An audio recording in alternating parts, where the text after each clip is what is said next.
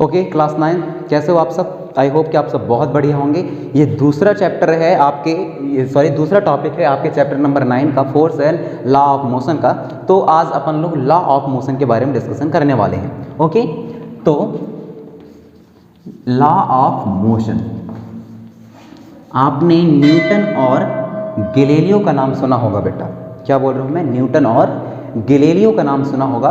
तो मोशन की यदि इक्वेशन देने के यदि किसी को कॉन्स्टलेशन जाता है तो वह जाता है फेमस साइंटिस्ट गैलीलियो को, जिन्होंने तीनों लॉ के यदि इक्वेशन दिए हैं। और यदि लॉ ऑफ मोशन के यदि सही और 100% यदि कॉन्स्टिट्यूशन जाता है तो वह है आइजैक न्यूटन को।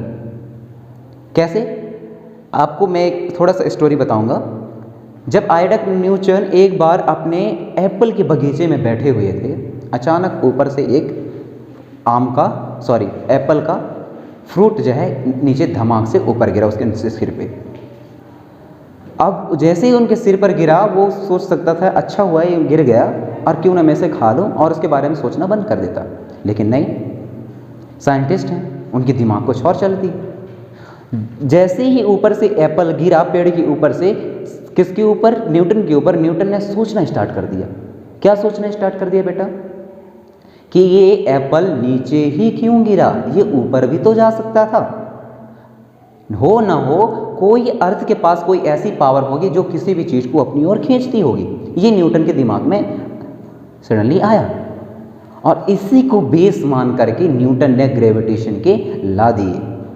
साथ ही लॉ ऑफ मोशन का कॉन्स्ट्रीब्यूशन या देने का कॉन्स्ट्रीब्यूशन भी किसको जाता है, न्यूटन को ही जाता है। तो उन्होंने लॉ ऑफ मोशन के 3 नियम दिए, जिसमें से है first law of motion,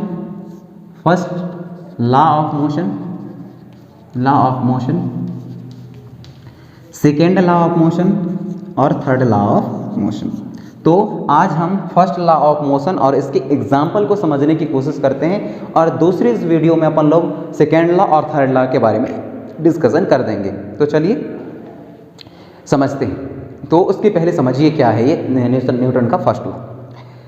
Newton ने बोला एनी ऑब्जेक्ट फील मोशन, यदि कोई ऑब्जेक्ट है वह मोशन के बिहेवियर को फील कर रही है तो वो कंटिन्यू मोशन के बिहेवियर को ही फील करेगी। यदि वह रेस्ट कंडीशन पे है तो वह हमेशा रेस्ट कंडीशन को फील करेगी जब तक कि उसमें हम एक्सटर्नल फोर्स अप्लाई ना करें। क्या बोला मैंने, कि कोई भी ऑब्जेक्ट है such as this one chalk, ये रेस्ट कंडीशन पे है, रेस्ट सिचुएशन पे, तो ये रेस्ट ही रहेगी। ओके, और सेकेंड वन क्या, हैंड वॉच क्या हो रही है बेटा, ये चल रही है, मूव कर रही है, तो ये हमेशा मूव ही करती रहेगी जब तक कि हम इसमें एक्सटर्नल फोर्स अप्लाई ना करें। एक्सटर्नल फोर्स अप्लाई करने का मतलब क्या हुआ, मैं इसके चाबू को थोड़ा सा खींच न दूं तब तक ये चलता रहेगा, एक्सटर्नल फोर्स हमने अप्लाई किया। दूसरा, इस चौक को मैं यहाँ से उठा के फेंक न दूं तब तक ये वहाँ फेंकाएगा नहीं, क्योंकि ये स्टेबिलिटी बिहेवियर को फील कर रहा है। तो ये उन्होंने कुछ नियम दिए। ओके, और ठीक इसके अपोजिट में कुछ एग्जाम्पल्स देखते हैं अपन लोग।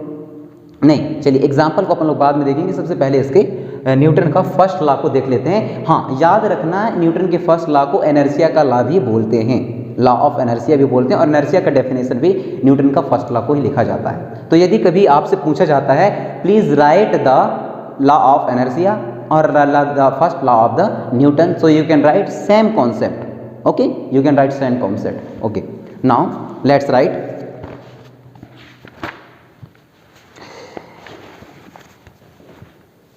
ओके, यहाँ लिखेंगे आप न्यूटन फर्स्ट लॉ में लिखेंगे द लॉ ऑफ मोशन पे, the first law of motion पे एरो सिग्नल लगा के लिखेंगे। An object remain in a state of rest, an object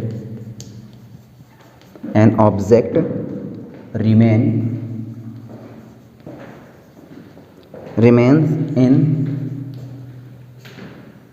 a state of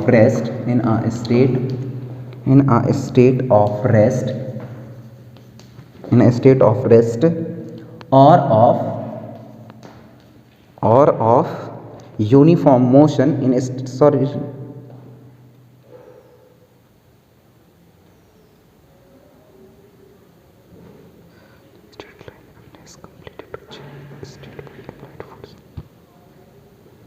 okay ठीक है। Okay,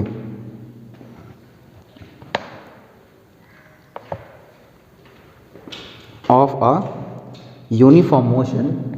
Now a state of a uniform motion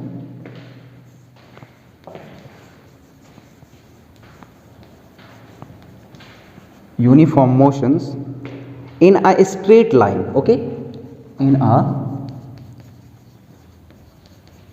straight line, unless completed to change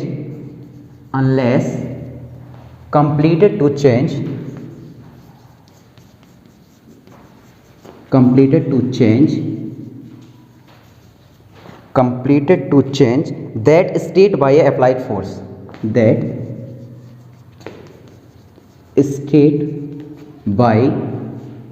by the applied force. Okay, now what I am say beta, any object when feel as a rest motion or rest condition, so the object always feel rest behavior, and any object feel motion in a behavior, so always the object is feel motion in a behavior जब तक कि हम उसमें external force apply नहीं कर देते. So Newton first law that's kinds of the concept and definitions. And now it would time for the example.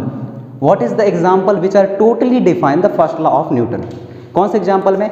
दो example आपको बताना चाहूँगा जो कि डेली रूटीन से जुड़ी हुई हैं. जब कभी भी अपन लोग ट्रेवल करते हैं through the bus, through the car, बहुत अलग अलग टाइप के कॉन्सेप्ट जो होते हैं, सिचुएशन होते हैं, फिनोमेना हमारे साथ घटती हैं. वो कैसा है? आप देखे होंगे कि जैसे ही बस रुकी हुई है और रुकी हुई बस में जब आप चढ़ते हैं और ड्राइवर जो है जैसे ही बस को स्टार्ट करता है और गियर लगा के आगे एक्सीलेटर दबाता है, प्रेस करता है एक्सीलेटर को, तो जैसे ही बस भागना स्टार्ट करता है, यानी कि चलना स्टार्ट करता है, रन करना स्टार्ट करता है, तब क्या होता है बेटा? जैसे ही रन करना स्टार्ट करता है वो, तो अचानक हमें पीछे की ओर धक्का लगती है. अचानक ऐसा लगता है कि किसी ने हमें पीछे से ओर धक्का दिया, या हमारा आगा वाला हिस्सा, सॉरी ये ऊपर वाला हिस्सा, अप टू वर्ड वाला हिस्सा कैसे हो जाता है? पीछे की ओर हो जाता है. क्यों? इसके कॉन्सेप्ट को समझते हैं.